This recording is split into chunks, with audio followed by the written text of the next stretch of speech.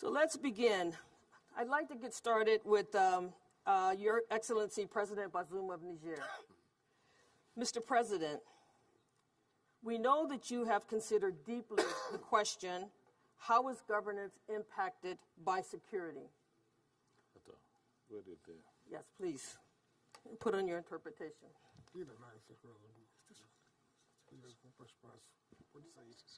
This is for you. Yes, yours.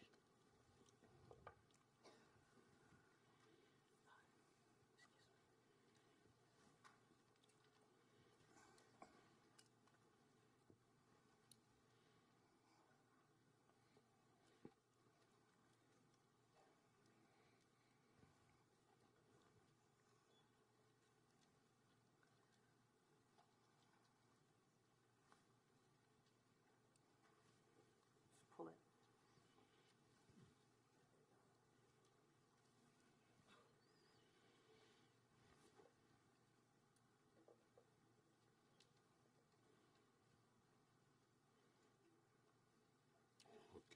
Okay? Yes? Okay. So, Mr. President, we know that you have considered deeply the question, how is governance impacted by security? How can peace be sustained, especially in the context of violent extremism? No. I don't have. Speak. Which number? Which channel is French. Trois. Voilà, c'est bon, oui. Wonderful. Okay. Okay, let's start again. So the question, Mr. President, is that we know that you've considered deeply the question of how is governance impacted by security? How can peace be sustained, especially in the context of violent extremist non-state actors in the region impacting Niger? Please, sir, share your thoughts on these two questions. Reprenez, s'il vous plaît. Reprenez-vous.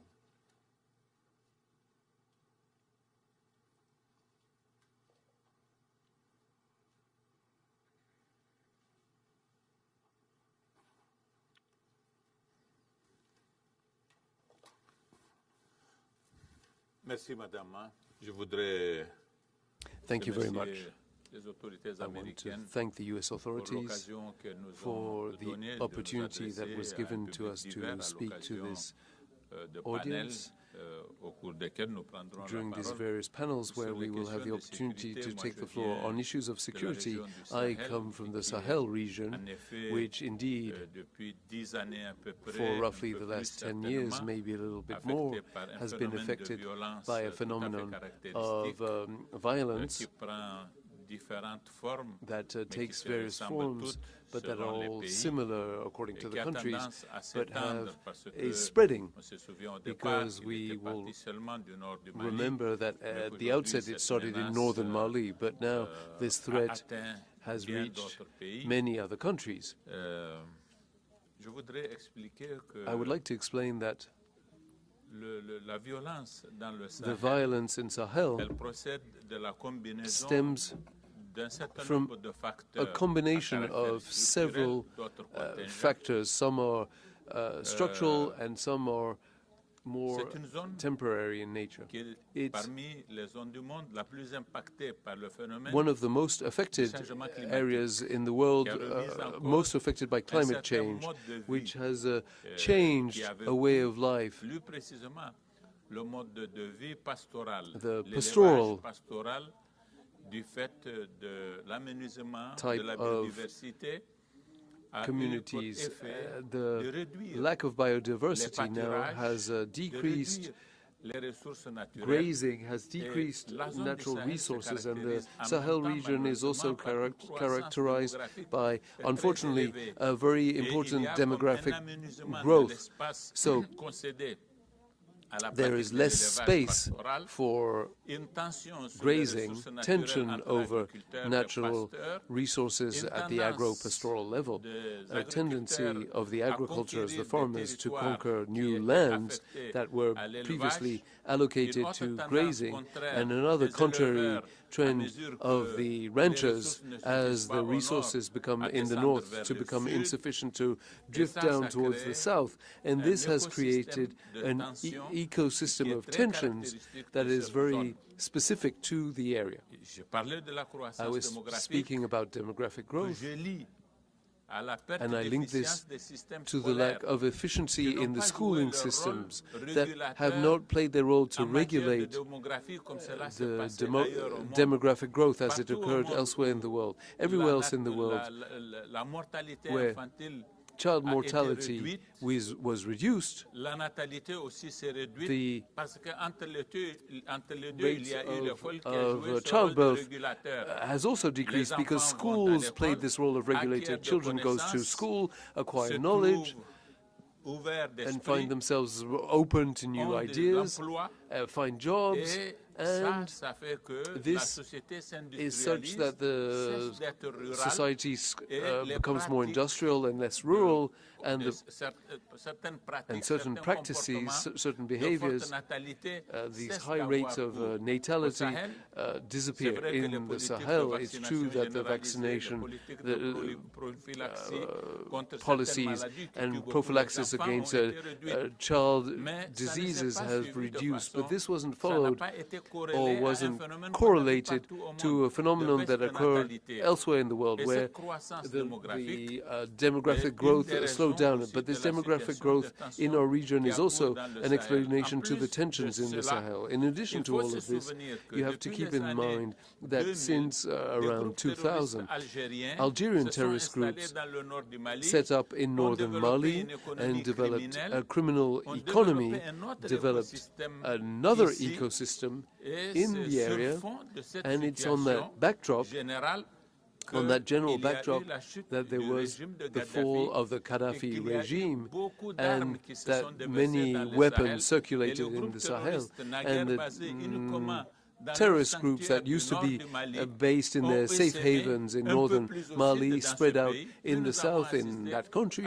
and then we saw the birth of the Boko Haram phenomenon, and those groups have become the monsters against which we now find ourselves fighting today. We in Niger, and to answer to your question,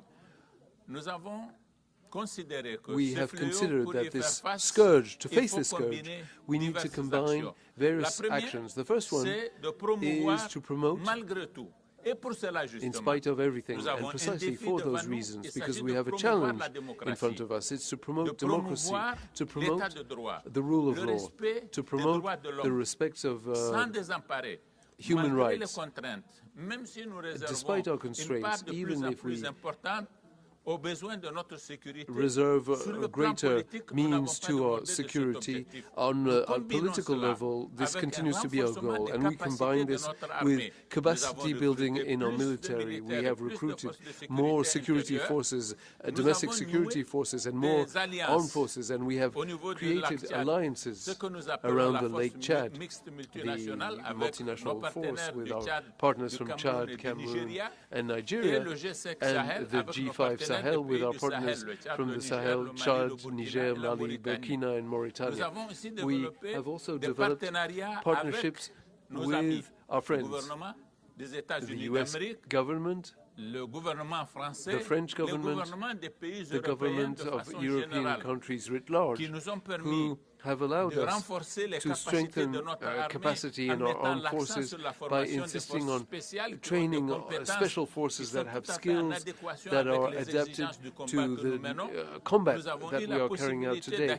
And we have the possibility of acquiring equipment that allowed our armed forces to create the right conditions, to have the right relationship of force, to allow us to not be submerged, because the countries that have not created these conditions saw the institutions affected and were then affected by coups which disorganized those countries and put them in a situation where they are in even greater difficulties than they were when the armed forces took advantage of the difficulties to face the terrorism to organize the coup against the democratic regimes. So we created the right conditions to give the military the right means on those bases, and we have continued to promote democracy and the rule of law. And in the field, as they are affected by the terrorist groups along our borders, we have set up an institution that we have called the High Authority for Peace Consolidation, that we gave the responsibility to create the conditions for a dialogue among communities, because the terrorists that have set up shop in that area are not trying to manage a state. They're not trying to create an administration. It's not their goals. They are outgrowths of ISIS and Al-Qaeda that are all organizations in the Middle East. Thank you. We're going to come back to those issues. I think that you've given us a lot to think about, and especially your emphasis on the nexus between governance and countering violent extremism. So we will certainly return to this topic in the course of today's forum discussion, but thank you for making that strong point about how failures in governance, particularly coups d'etats, have contributed to the problems that your country has faced from violent extremism in the region. So now I'd like to turn to His Excellency Mohamud of the Federal Republic of Somalia. Mr. President, we know that you have recently assessed the security outlook in the Horn of Africa, considering climate shocks, humanitarian issues, conflict, and the threat of violent extremism. How are you reinvigorating the Somali security forces and proactively engaging with the U.S. and international partners to enable Somalia's long-term security? Please share your thoughts with us. Yeah. Thank you very much, Ndai. And the question is a very expansive question, which is very large and we cannot deal with, but let me try. The Somalia has been in a very difficult situation for over 2 decades now, and there are a lot of lessons learned throughout. And in particular, half of this time, the last 15 years, these terrorist groups were in the arena. They were controlling almost the largest portion of Somalia, which is the rural Somalia. 70% of the population of Somalia is living in the rural area as a pastoralists or agro-pastoralists. This is the places where they were controlling Al-Shabaab, getting a lot of revenue, getting a lot of force, manpower, and getting a lot of space to increase their influence, not only in Somalia, but try to in the region as well. So the climate shocks has weakened the society. Poverty, a lack of appropriate food, lack of state services that were not reaching the place, all this put together, the communities become very weak and they become very liable to obey the evil actions of the terrorist groups. The composition of the terrorist groups, they are not one, but some of them are there because of that circumstances that has been created by the environmental shocks that were repeatedly taking place in Somalia in recent years. So just to gain, by the end of the month, less than $100, $70, $60 maybe, was enough to recruit a young boy who was recently married and who got a baby or two, who cannot afford to provide 1 glass of milk for his baby, or a young boy who got an elderly parents at home who are in need. So that desperation has, all of them, they are not there for ideological reasons. The top leadership and the top elite groups are there for ideological pursuit. These are there for economic reasons. There are others who are there for grievances, past grievances that they had. And I'm talking about the experience of Somalia, which might be very different from Niger or Burkina or Mali or any other places where terrorists have been challenging. So in that line, the resistance of the community is broken and they become so obedient to that. So it has taken a long time now. And this was this human tendency, that expectation, tomorrow will be better, tomorrow will be better. But tomorrow has been getting worse and worse and worse. Now the people reach it to a saturation point where they say, this is not the option. I have been in the office of the presidency in Somalia in 2012 and 2017 in the past. We liberated many parts of Somalia, those areas. We targeted the districts, the towns, and all these places.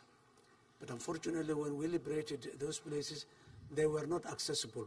These people, they are in the rural areas, they go to the roads, the highways that link the districts, and they put mines, explosives, ambushes, so impossible. Become the whole. So it was the districts that we liberated in 2013-14 become silos that are standing there separately, that cannot be connected easily unless you fly from one place to another place. So I lost the elections in early 2017, and I've been out for 5 years. Throughout that 5 years, I have been trying to reflect, of course, not me only, but as a team, my political party, my team, the intellectuals and the groups. So we come to the conclusion that unless we change the mindset of our community, unless we raise the awareness of our community, that this cascading negative effects will continue unless they... So we started formula. Shabab cannot be, or terrorists anywhere they are, cannot be defeated militarily only. Military is a very important component for their defeat. But in the case of Somalia, we decided there are two other important factors or variables that has to be added into the equation, which is ideological war. Shabab we have in Somalia is a faith-based organization. That's what they claim, hiding themselves in Islam, which is not true. So we decided to establish a campaign that we make our people understand these are not, what they are propagating is not Islam and has nothing to do with Islam. They are a group of mafia covering themselves with a blanket of Islam. So the responsibility of the state and the elite group was to uncover this so that the people can see these are not. So that's one area that we started and organized the community. The other way was economic. They were collecting a huge amount of revenue from the local people.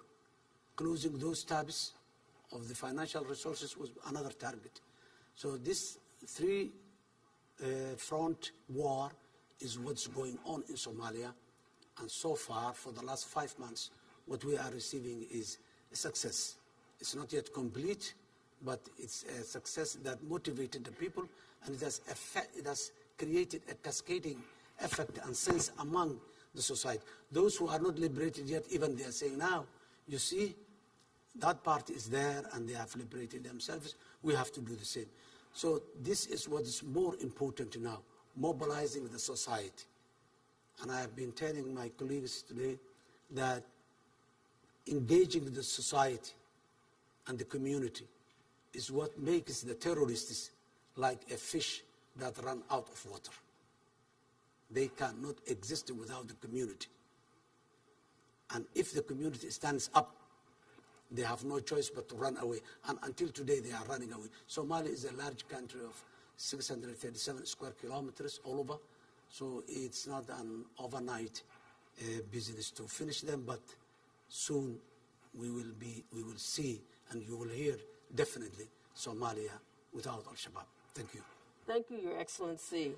Your remarks really capture the importance of community-based approaches to security, to governance, and to stability, and how to deliver these democratic dividends. Let me turn now to His Excellency, the President of the Republic of Mozambique. Your Excellency, you heard what the distinguished leaders just highlighted. Both of them have highlighted community-based. They've highlighted the importance of economic dividends to society. How can the dividends of democracy and inclusive governance be enhanced through integration of innovative initiatives to include regional cooperation for peace and security? How can economic and business development levers be used to stabilize communities and sustain peace?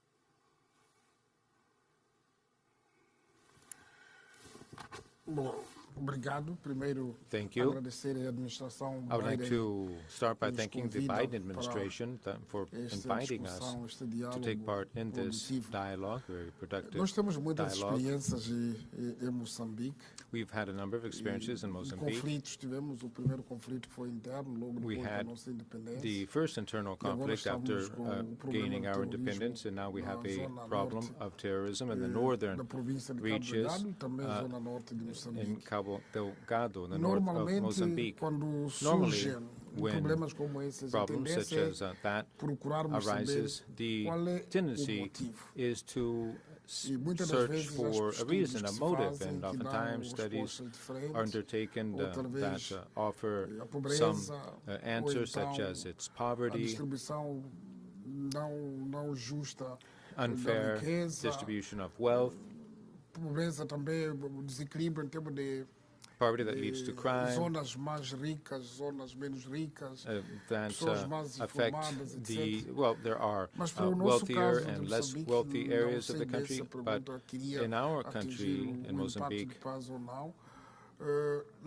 O que nós estamos a viver what agora we no are norte currently experiencing da in the província north, de Cabo Delgado in é Cabo terrorismo. Delgado É province, is terrorismo que terrorism. quando começou ninguém tinha experiência. And when na terrorism África started Austral, there, no one in nenhum Southern país Africa Moçambique had tinha any sido atingido experience pelo with this. terrorismo No em country nenhum had been hit Então, by terrorism ficamos a saber, up é until that terrorismo point, and ou so conflito interno we ou qualquer grupo didn't know if de it was ladrões. terrorism or internal O tempo foi strife or just a responsável group em of trazer criminals, a of resposta thieves. concreta Well, time que se ended up giving tratava us do a terrorismo. concrete E answer, como and it's combater o terrorism, plain terrorismo? and simple. Now, how can we Combater combat não terrorism? necessariamente que seja só através o combate militar. Not É only preciso nós militarily, encontrarmos umas we motivações have to para que toda essa gente que find está the envolvida no motives sistema so that all the possa people who are involved in encontrar this o conforto.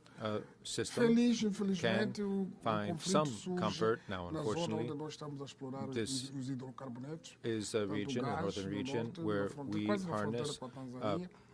E lá oil onde estamos and gas, os grandes projetos, megaprojetos where the aqui, big mega Canadá, projects havia descoberto lá are o gás, being que depois built passou para, with the discovery para of Total, natural gas. depois a ExxonMobil também está na mesma zona. Então, o que nós fizemos agora, And so montamos what we have done criamos is to ambiente onde há create an envolvimento environment da região. in which the whole Neste caso region concreto, a SADC, is estamos a involved. combater Now, with o SADC, terrorismo com exemplo fighting diferente, terrorism, envolvendo setting a a different força example, multilateral, que é using da a SADC, mas multilateral também force, a força working with SADC, bilateral and a com Luanda. É bilateral caso force único as well. na This is experiência que temos a problemas africanos unique primeiro, case. This is encontrar soluções dentro do próprio an African continente. problem. We have to find Naturalmente, estamos a solutions ser within our own apoiados continent. pela União Europeia, Naturally, the European pelos Union Estados Unidos da and América, the concretamente U.S. na have formação, supported us etc. in Mas o training, importante nisto namely, é but the criar important thing bases here para is formar mais to lay a jovens, foundation so that ocupar we mais can jovens, train programas more, comunitários educate que more fazem com young que people, as create pessoas fiquem community ocupadas programs e so that young não people encontrem a are razão, busy, a are pobreza occupied, como and they don't forma de see poder poverty aderir as being a a atos de terrorismo. rationale Porque a for mensagem que turning levam to terrorism, esses because terroristas the tem sido message muito that simples. É de que terrorists vocês estão a sofrer, send is nós that, well, vamos you're vos dar aquilo suffering. que vocês não recebem do governo, então vocês We're not juntem-se a going, nós the government para isn't answering combatermos. your Mas needs, and normalmente so depois não fight with dizem quem, us. não se sabe quem são. Portanto, para dizer que estamos a capacitar mais as So comunidades, that's why we are capacitar as forças offering de defesa more e segurança, training ao mesmo in tempo que the estamos a communities lutar for defense em and parceria security, nós at the same time that como we com a are SADC, através de uma força empenhada que se chama SAMIM, working with the SAMIM force bilaterally, conseguimos recuperar and todas as we zonas. have Agora estamos taken numa back fase some of de these areas, população and refugiada, a regressar, now we have e the nessa refugee altura que population regressa that is precisa returning, do and in this sustento, nessa altura que return regressa process, precisa we de offer escolas e support hospitais que through foram schools, destruídas. hospitals that Portanto, uma were atividade destroyed. conjunta, So this is humanitária, a sim, joint senhor, mas effort. criar movimento de desenvolvimento We need naquela to zona create para forward que toda a gente se movement sinta in, igual. Portanto, mais ou development menos essa for a that introdução e estou northern disponível para mais questões. Cabo Delgado region. I stand by for further questions. Thank you very much, Your Excellency, and thank you for pointing out the important role of partnerships, both within the region with SADC and bilaterally, I assume with Rwanda, as well as with the U.S. and the European Union. Partnership is absolutely critical for fighting global terrorism, wherever it shows up in whatever region. So we've heard from our illustrious leaders the challenges and extraordinary commitment it takes at all levels to secure the dividends of peace, stability, and effective governance. Let me turn to one who is no stranger to the complexities of political transitions and the coordination of strategies for peace and security, whether those are between leaders and their societies or across the different communities in societies, the vertical level as well as the horizontal level across these societies. At the African Union, he has played a key role in developing the security architecture to operationalize and sustain stability and good governance. His Excellency, the Right Honorable Musa Ahmed Faki, the chairperson of the African Union Commission, please, sir, you're cordially invited to come to the stage and to the podium and provide key remarks and recommendations. Please stand and welcome Chairperson Faki to the podium.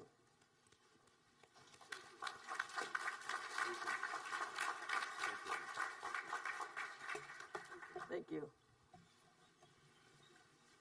Excellences, Messieurs les chefs d'État et de gouvernement, Mesdames et Messieurs les ministres, Excellencies, heads of state and government, ministers, ladies and gentlemen, السيدات والسادة I want to start by thanking the organizers of this meeting, my friends, Secretary of State Antony Blinken, Secretary وزير الخارجية my dear friend Samantha of Power, the USAID le Ministry. thème incite à plus d'un titre au questionnement.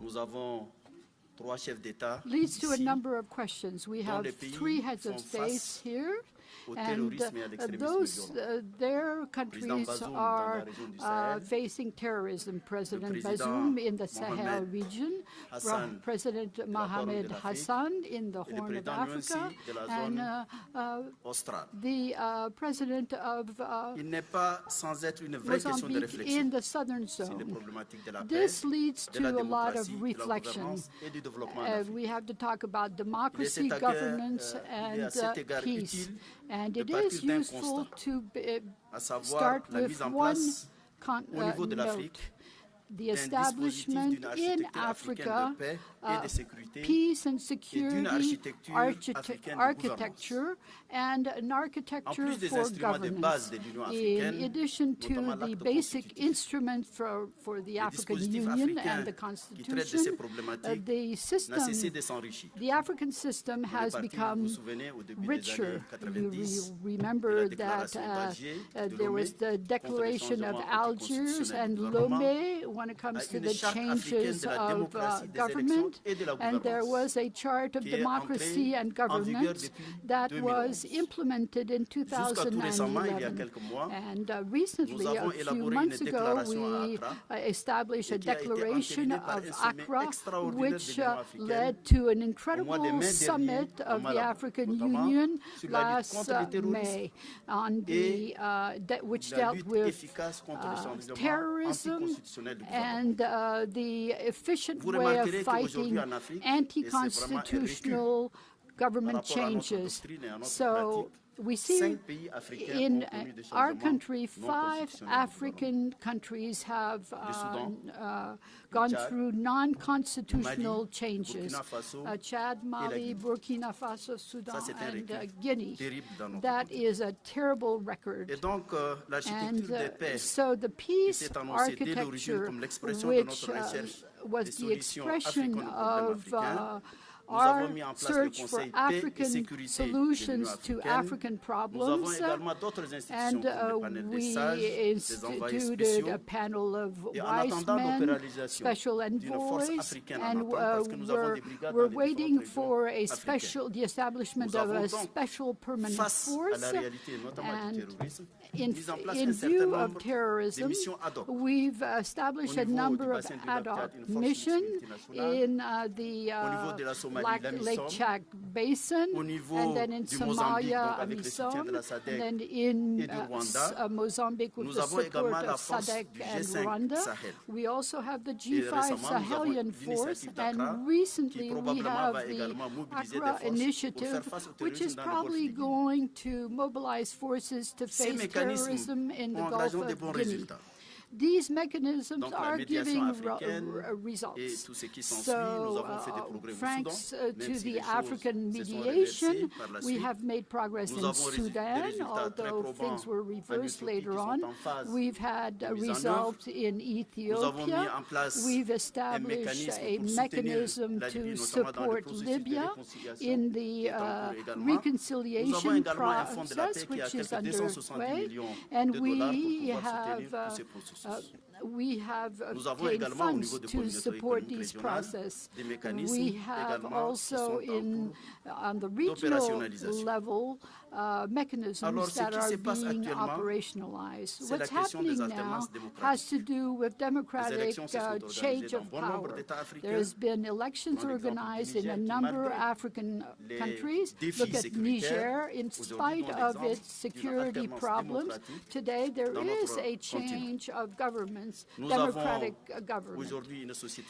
We have a civil society which is expressing itself under very difficult conditions.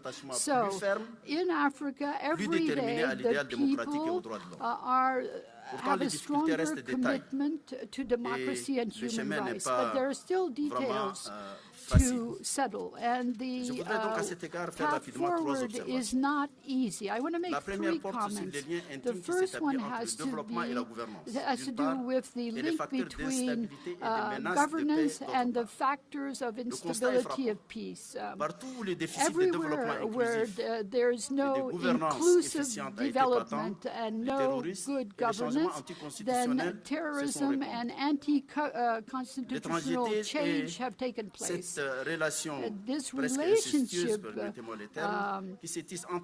which exists between terrorism and poverty and terrorism is a pretext for an anti-constitutional change.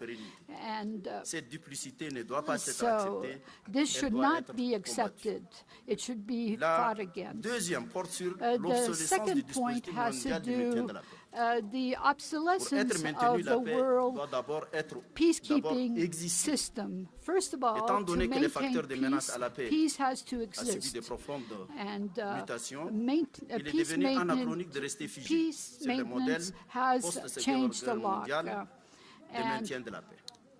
And so, since we have several operations in Africa, and the results are questionable. The fight against terrorism, the criminality, all of this requires methods that are more flexible, more offensive. And this is why we have to reform the system and transform it completely.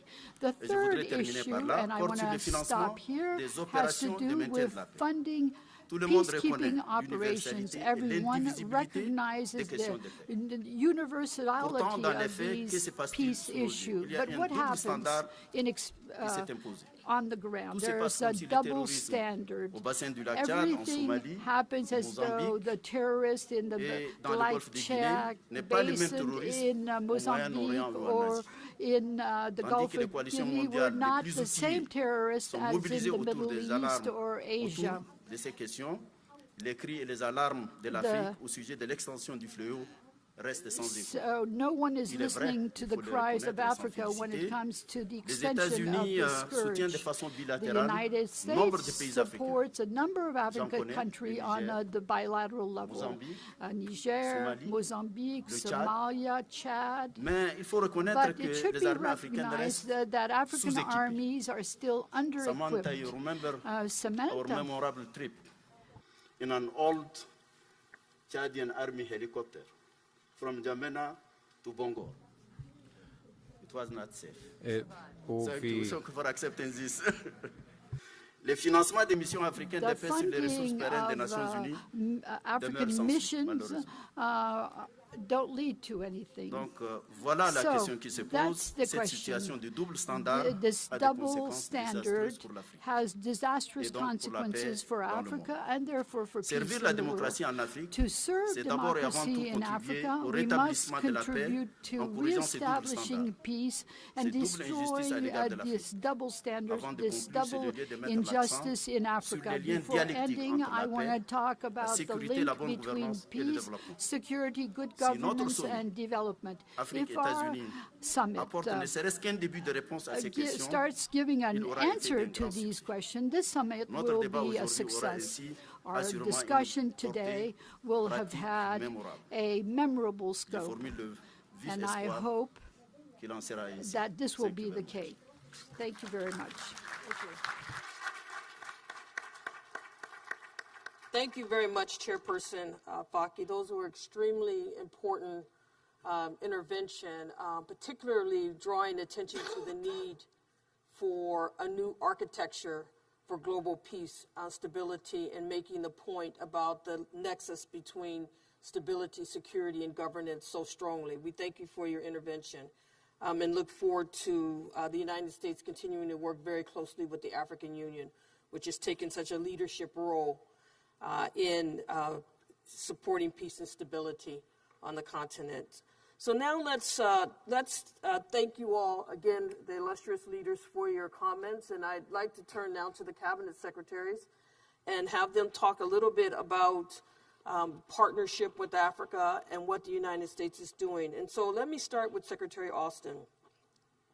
First, on behalf of all the participants here and those who will be served by this dialogue, let me thank you for DOD's taking the initiative, working with State Department and USAID and the White House to organize this very important forum on governance, peace, and stability. So my first question is, how does DOD security assistance enable a coordinated 3Ds approach of defense, diplomacy, and development to respond to the shared security concerns and threats on the African continent? Well, first of all, Ambassador, let me say that I'm delighted to be able to join such distinguished leaders today, and also to be joined by my colleagues, Secretary Blinken and Administrator Power. We're obviously no strangers to each other, because just about every tough problem that we take on and try to address, we are working together, and I'll come back to that in a minute. So we actually live by the 3D model. It is not just a slogan to us, it's who we are and what we do. Let me recognize up front the leading role that African countries play in addressing some of the challenges that are most important to the world. And they include climate change, also strengthening democratic institutions and the protection of human rights. It is clear to us that, the countries across the continent are working hard on those issues and many more on a daily basis. And so we recognize and appreciate that. And as we kind of narrowed in on some of the most pressing challenges that you are facing today, they include the challenges presented by Russia and China, as well as the transnational terrorist challenge that all of you mentioned earlier, and also climate change. So regarding Russia and China, the PRC, we're witnessing the PRC expand its footprint on the continent on a daily basis. And as they do that, they're also expanding their economic influence. The troubling piece there is that they're not always transparent in terms of what they're doing, and that creates problems that will be eventually destabilizing if they're not already. In turning to Russia, we see Russia continuing to peddle cheap weapons. Some of that was mentioned before by one of our senior leaders here. And also, we see Russia employing mercenaries across the continent, and that is destabilizing as well. And so the combination of those activities by those two countries, I think, that bears watching, and certainly I think their influence, again, can be destabilizing. We've already addressed the challenges, in part, presented by transnational terrorism. Let me applaud the work that's being done in each of the countries. I think you know that we have a small but persistent footprint in Somalia that's working with the president's forces there and doing a great job empowering his forces to address his most pressing issues. But all three countries are helping us, DOD, by allowing us to, base some soldiers or some military there in their countries, and so we appreciate that. We appreciate the help that you continue to provide us. As we approach things on the continent, it's the same way we approach things everywhere. The first thing that we always want to do from a department standpoint is develop the right relationships that will be conducive to promoting stability and security. And as we develop those relationships, we want to listen. Want to listen to what's important to the leaders in the region, in the specific countries, and we want to understand what's really important to you.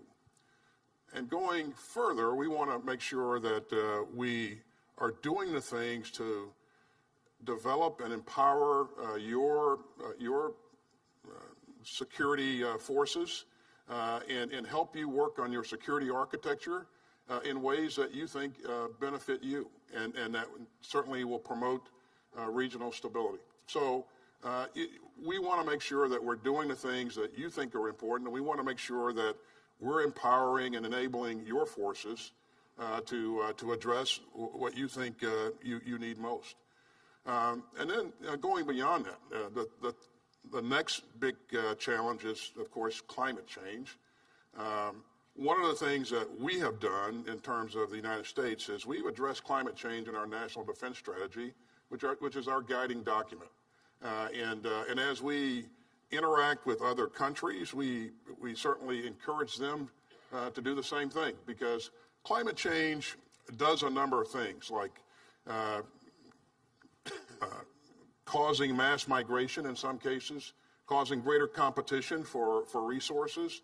We had a great discussion this morning with the president of Niger about the impact of climate change, and it's very, very interesting to hear his insights, because they directly match our insights and our concerns.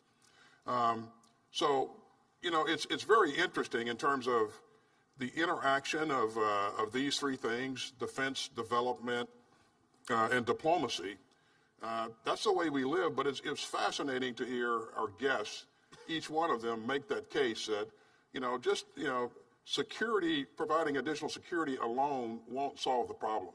We really have to do the right things in terms of diplomacy and providing assistance and aid to create the long-standing conditions that we're looking for, the long-standing peace and stability that we're looking for. So, and again, I think the president of Somalia made that case very well, as he said, we addressed this with security forces initially, but that did not stand, and it won't stand unless you go back and address the underlying currents. So, defense, in most cases, can set the conditions so that Samantha can come in with the right capabilities to do the right things in terms of development, and clearly it enables Secretary Blinken to come in and do the right things in terms of diplomacy. I don't ever want to see a day when we're not resourcing our diplomats to the full extent that they need to be resourced, because that's going to make me buy more bullets. Because you can't solve every problem with a military solution, and certainly if you're not addressing the long-standing, long-term issues, whatever solution you put into place will not prevail. So this is a way of life for us, and we think it's a way that you have to do business, and it's certainly the approach we're taking on the continent. And I want to applaud all the leaders who are here who have embraced that concept as well. So. Thank you, sir. Thank you, Secretary Austin. In again, the organization of this forum and the leadership of DOD in making this happen is a real testament to that commitment, to the continent and to the 3D approach. Secretary Blinken, you have been at the forefront at calling for a shift from reactive and often crisis-driven security approaches in Africa to collaborative and sustainable strategies. President Bazoum has discussed how Niger is confronting immediate and serious threats from terrorism, climate, and extreme poverty, while simultaneously safeguarding the long-term future of his country. Can you speak to the linkage between building and sustaining democratic institutions and good governance and realizing long-term peace and prosperity? What can be practically done through U.S. partnerships? Thank you very, very much. And first, it's really an honor to share this platform with the three presidents and also with my friend, the Chairman Faki. They are each evidence of the difference that leadership can make in tackling these challenges. And really, I want to pick up from where Lloyd left off and also reflect on some of the things that I heard our colleagues say and that I took note of. Look, I think the link between actually having sustainable peace and sustainable opportunity and development, good governance, and institutions is very clear. The real question is how to get there, and how to get there in effect when, as our friend from Niger has said, you're trying to do it while you're flying the plane at 60,000 feet. And you're trying to do it at a time when virtually all of the challenges we face are interconnected and unfortunately reinforcing each other. And you just heard Lloyd talk about this and others talk about this, whether it is the combination of climate, food insecurity, energy insecurity that in different ways drive migration, drive fights over resources, drive conflict. All of these things reinforcing each other. The challenge for governance is to be able to deal with them effectively in the moment, but at the same time get the balance right so that we're also dedicating resources, time, and attention to trying to build a stronger foundation of good governance, of strong institutions, of development, not simply emergency humanitarian response. That's what makes peace sustainable. That's what makes opportunity real. So I think one of the things that we're driving at as we're thinking about this with our African colleagues is how do we do this more effectively in partnership with Africa? You heard the Secretary of Defense say this, the solutions that are made just in the United States are not likely to be sustainable. We're focused on listening to our partners. What are their needs? What are local requirements? How do we build together on that basis? That's one critically important thing, and it animates everything we're doing. Second, we're looking at making genuine investments because, again, a response to the immediate is necessary, but it is insufficient and it's not a long-term solution. We're dealing now with a massive food insecurity crisis. It's the product of a lot of things, as we all know. It's the product of climate change. It's the product of COVID. It's a product, unfortunately, of conflict, including Russia's aggression against Ukraine. And so we have an immediate emergency response, especially as we're looking at historic, alas, droughts in different places. We're looking at famine conditions in a number of countries, and the United States has been leading the way on that. But what I've heard time and again, especially talking to African colleagues, we brought together leaders from around the world back in May at the Security Council when we were in the presidency of the Security Council, and focused on food insecurity. And in a session that I had with African colleagues, the thing I heard again and again and again is, yes, we need to address the emergency situation, but what we want even more is a genuine investment in our own productive capacity and our own self-sufficiency. So that's driving, for example, the Feed the Future program that we have. It's driving a lot of the work that we're doing around the world. Same thing on global health.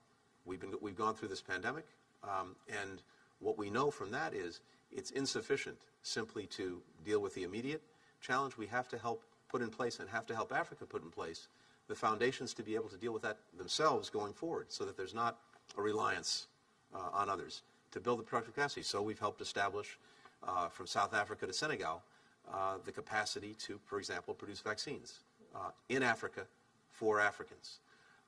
We're investing in young people. As everyone knows, majority of population in Africa is young. We have been, going back to initiatives that President Obama started, invested in young African leaders. There are now 700,000 young Africans who are part of the YALI network virtually. It's incredibly powerful because it's building connections between them, among them, and building out partnerships for the future. A big piece of this are the investments we're making in women and girls, something we can talk about at greater length. And then finally, I would say there's no one model of good governance. There's no one model for how to build strong institutions. I think we have to be informed by each other.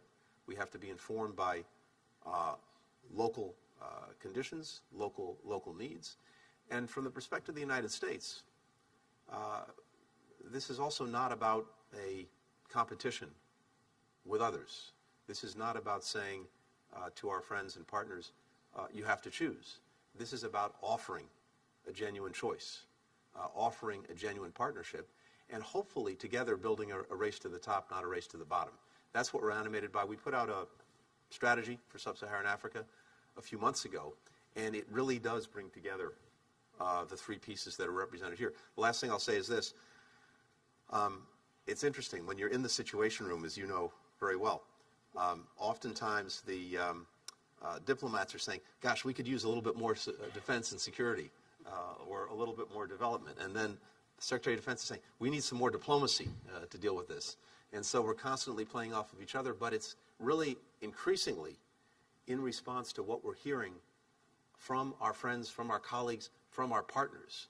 That's what's animating us. That's the only way I think we're going to be successful in building this plane as our friends are flying at 60,000 feet. Yes, thank you very much, Secretary Blinken, and thank you very much for putting the emphasis on the quality of the partnership, the content of that partnership, the nature of that partnership, and what the United States is doing to build it with all of Africa. Now let's turn to administrator power. Many countries, including those represented in this session, face diverse challenges that contribute to uncertainty and ripen the environment for instability and conflict. We've heard about those already, including economic crisis, food insecurity, governance challenges, and a fracturing of social cohesion. USAID has demonstrated an early commitment to partnerships and development as an essential component of a holistic, integrated response. How has this approach been applied in areas to prevent the further spread of instability, and what lessons have been learned to prevent the spread of violence and extremism? Thank you so much, Jendai, and thank you for your leadership over so many years in this space. I mean, it's evident today, your fluency in these issues, but you've really put it all on the line in your career, and so thank you. And thanks, so honored to be among these heads of state who are leading in this space and bringing a more holistic and integrated approach themselves, recognizing the impossibility of silos. Chairman Faki, about that helicopter, you said it was safe at the time. So I'm not sure now, nearly 20 years later, that I'm getting the memo that that wasn't quite the case. And just to underscore what Secretary Blinken, Secretary Austin have stressed, which is the inextricable links and the inextricability of these issues, development, diplomacy, defense.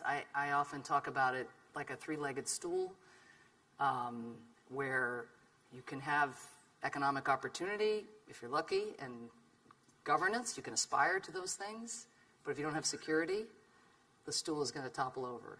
You can have security and hope for economic opportunity for all these young people on the continent, but if you don't have governance, it's going to make it very challenging to sustain security and economic gains over time.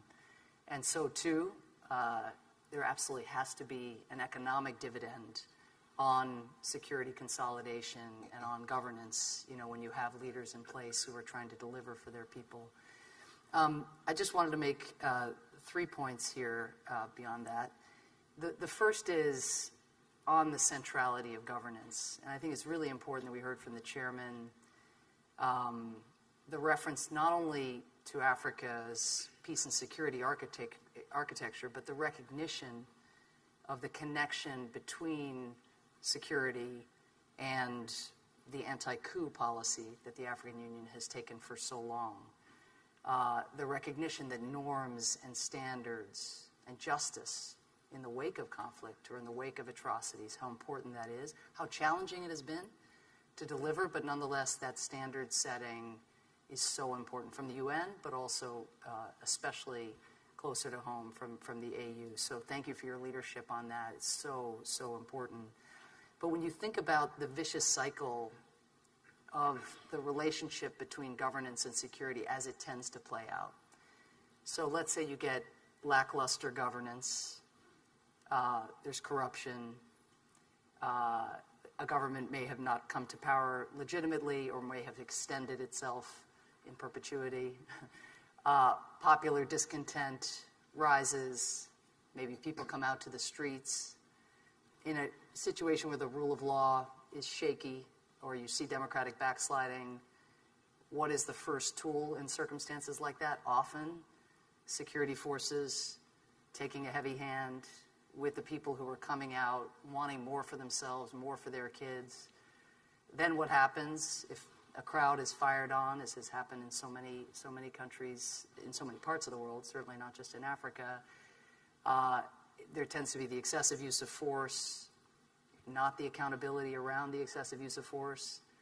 Does that ever work, really? I mean, do people really ever go home? Well, maybe then it's a more heavy-handed approach, but more likely more people come out to the streets. Then, here we are with initiatives like Prosper Africa, trying to gin up enthusiasm among the diaspora to bring their businesses back home to Africa, to try to attract private sector investment. The Development Finance Corporation, which both state and USAID, our state is the chair of the board of the DFC, USAID is the vice chair, trying to hustle up patient capital. And yet, what happens when you start to see that doom loop with governance, the excessive use of force? It just gets harder and harder. And same with corruption.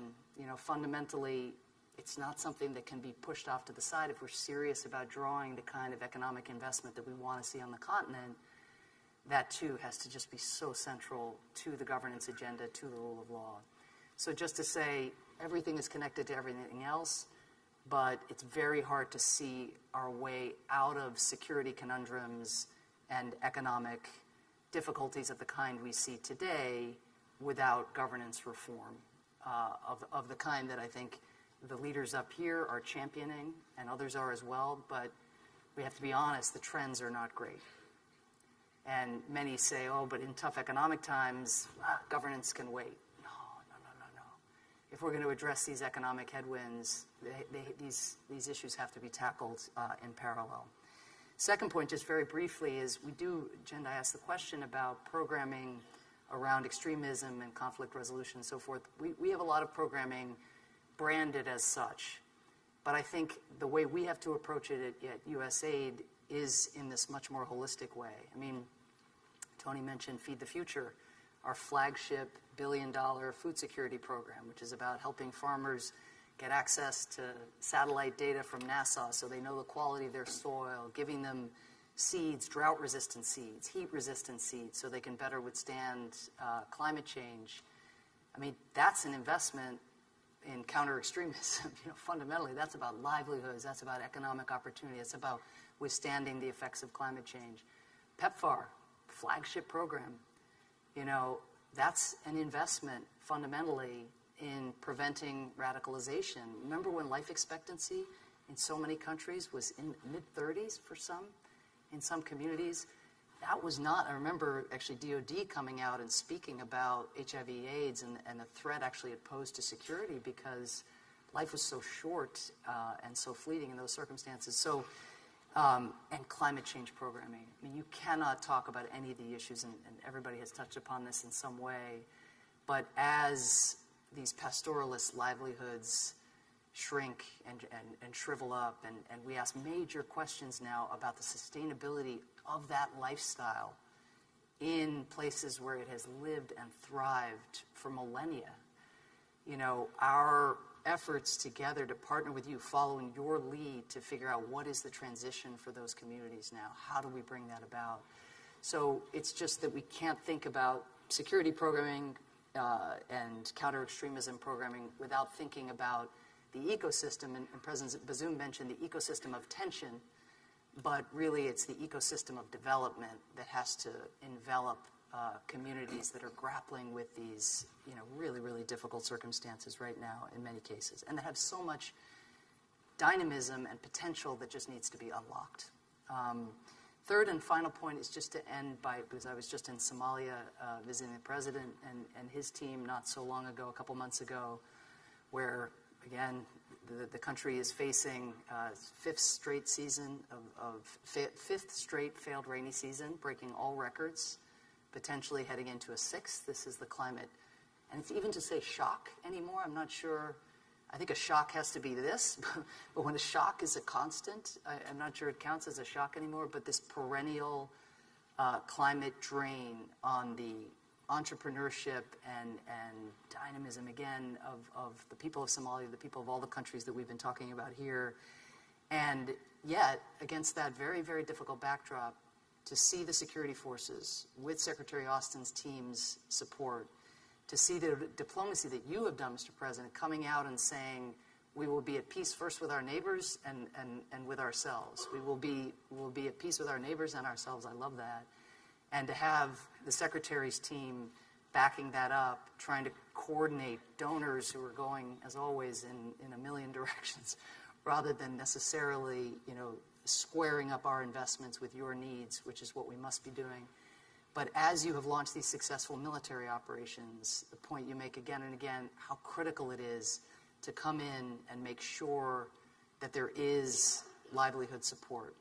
What is stabilization? Yes, stabilization is security for sure, but it's, again, the 3 Ds, and it's those 3 legs of the stool.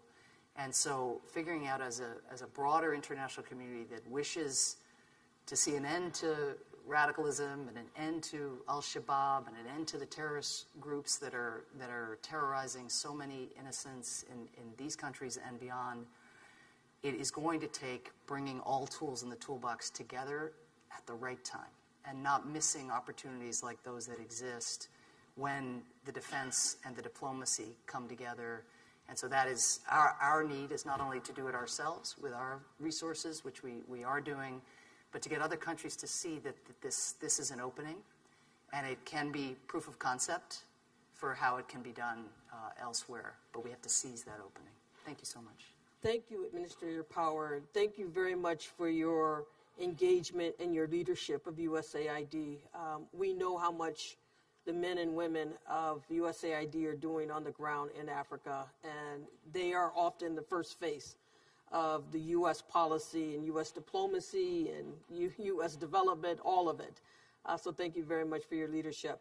Now we have just about 10 minutes left, and I'm going to do something that it's dangerous, but I want to do it in terms of time management. I would like to give the leaders at least 1 minute each to reflect on anything that you think is necessary in terms of the partnership and the engagement that you just heard from your hosts, our cabinet secretaries. But please, just 1 minute or else I'm in trouble. So we'll start with President Nyusi. Nyusi, please. Bom, muito obrigado. Minuto. Eu tinha oferecido mais 20, mais 5. Mas eu queria dizer, thank you very much. But what I would like to say at this moment is very important. We're evaluating that you need to invest for peace and for the involvement of everybody, invest in democracy. And we expect everything to happen for Africa and Europe at the right moment. And we need the investments and direct investments to our economy. And this investment, they have to touch human capital, which is essential for all countries and to develop men and women in our countries. And that's what I would like to add. Thank you very much. President Mahamoud. Yeah, I'm not far away from His Excellency the President, what he said, investing the human capital. Investing in peace is true, but investing the human capital is the best option.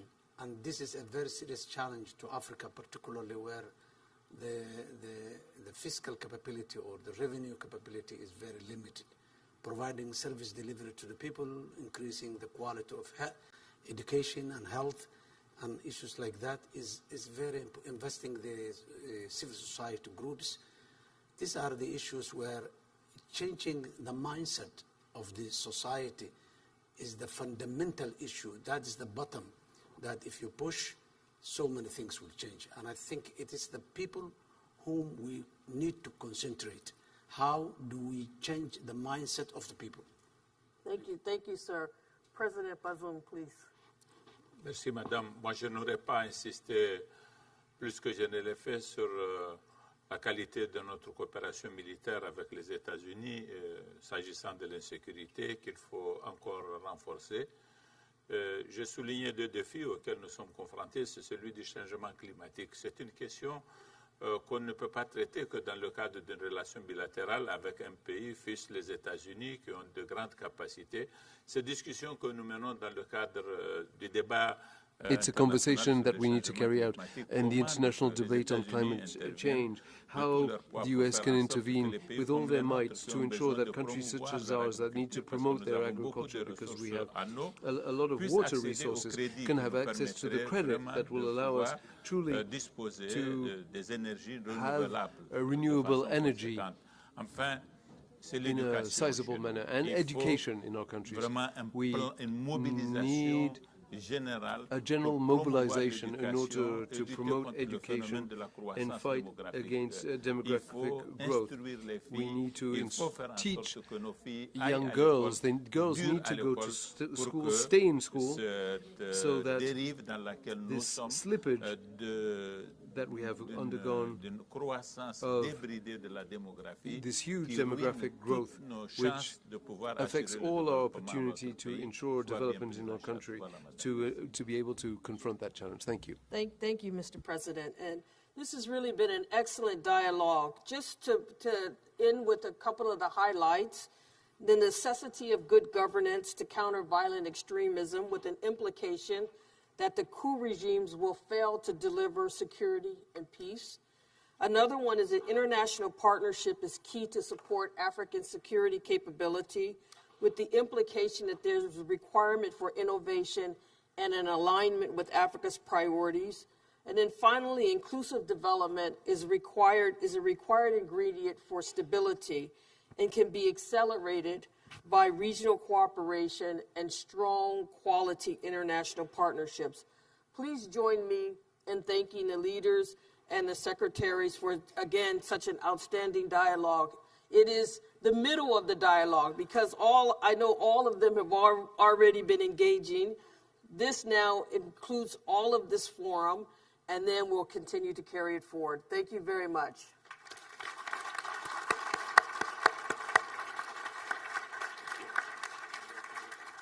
Thank you.